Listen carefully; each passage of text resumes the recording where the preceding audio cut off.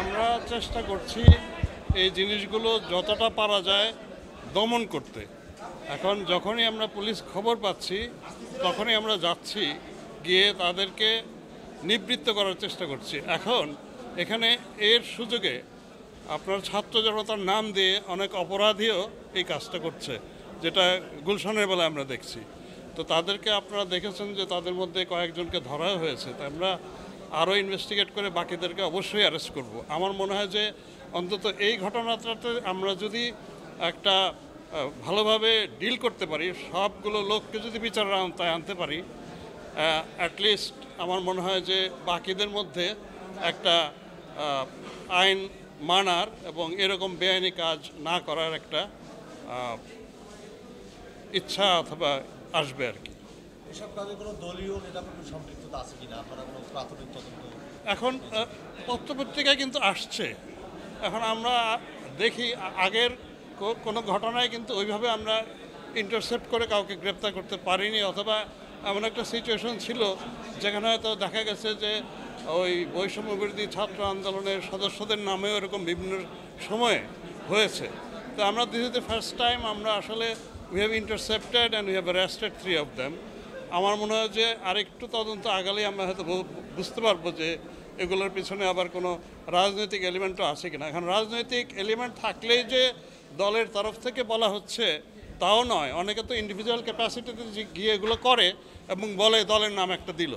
তো এরকম অনেক অনেক হয় আর কি।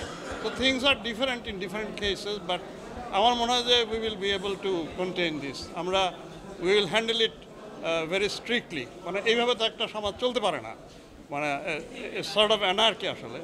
So we are trying our best, we will do it from now on, of course. Sir, যে একটা কথা, আবু সাইদ হত্যা মামলার সব আসামি কিন্তু এখনো আইনের আওতায় আসে নাই।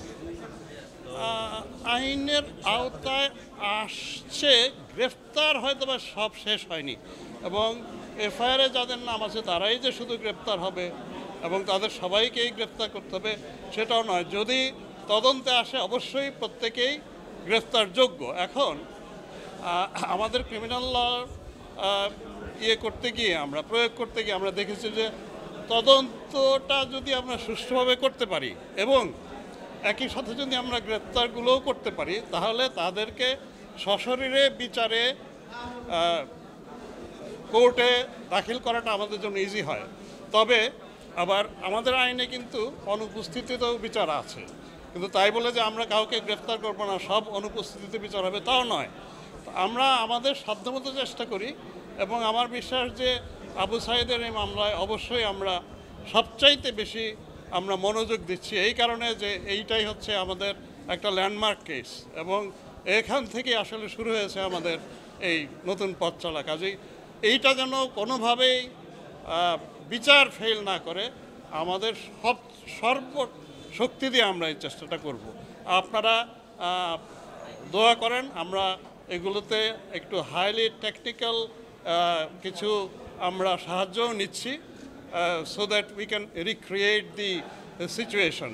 আমরা এটা যদি পারি সেই ক্ষেত্রে হয়তো ন্যায় বিচার মানে কোর্টের পক্ষে ন্যায় বিচার করাটা আর একটু ইজিয়ার হবে। স্যার, পুলিশ বাহিনীকে আরো গতিশীল করার জন্য কি মেসেজ থাকছে আজকে যে কর্মশালা হলো, এই কর্মশালা থেকে আসলে পুলিশ বাহিনীর প্রতি আপনার? কর্মশালার বিষয়টা কিন্তু ডিফারেন্ট। আমাদের অনেকগুলো বাস্তব অসুবিধা আছে, যেটা আমি বলেছি কর্মশালায়, যে অনেক সময় অবস্থার কারণে আমরা কিন্তু অনেক এভিডেন্স পাইনি।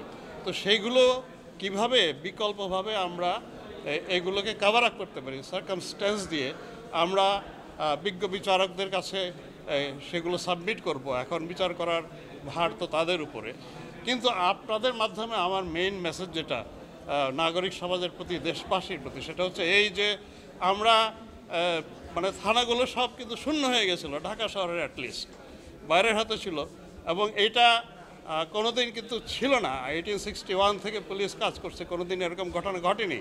তো পুলিশের মধ্যে যে অপরাধবোধ ছিল, সেই অপরাধবোধ থেকেই তারা পালিয়ে চলে গেছিলো। আমরা সেইখান থেকে মানে জিরো না, নেগেটিভ অবস্থা থেকে কিন্তু আস্তে আস্তে আমরা চেষ্টা করতেছি পুলিশকে আবার দাঁড় করাতে, এবং যারা অপরাধী তাদের তো অবশ্যই বিচার হবে। অনেক অপরাধী পুলিশ আছেন যাদেরকে আমরা অবশ্যই বিচারের সম্মুখীন করব। আপনারা দেখেছেন অনেককে আমরা গ্রেফতার করেছি, কিন্তু বাকি যারা আছেন তাদেরকে নিয়েই তো আমার কাজ করতে হবে। এখন আইন প্রয়োগ করতে গিয়ে আমরা বিভিন্ন জায়গায় বাধার সম্মুখীন হচ্ছে, অনেক সময় আক্রমণ করা হচ্ছে।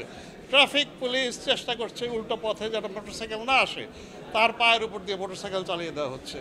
এটা এটা এটা এটা আমি মনে করি যে আমার বিশ্বাস এবং আশা যে সমাজ অন্তত এইখানে এত বেশি আবেগতাড়িত না হয়ে আমাদেরকে তারা গ্রহণ করে নেবেন, আমাদেরকে কাজ করার জন্য তারা কাজের পরিবেশটা তৈরি করে দেবেন, ফ্যাসিলিটেট করবেন। আদারওয়াইজ এই সমাজে আলটিমেটলি অপরাধ দমন বলেন, আইন শৃঙ্খলা বলেন, এই পুলিশকে দিয়েই তো আপনাদের করাতে হবে।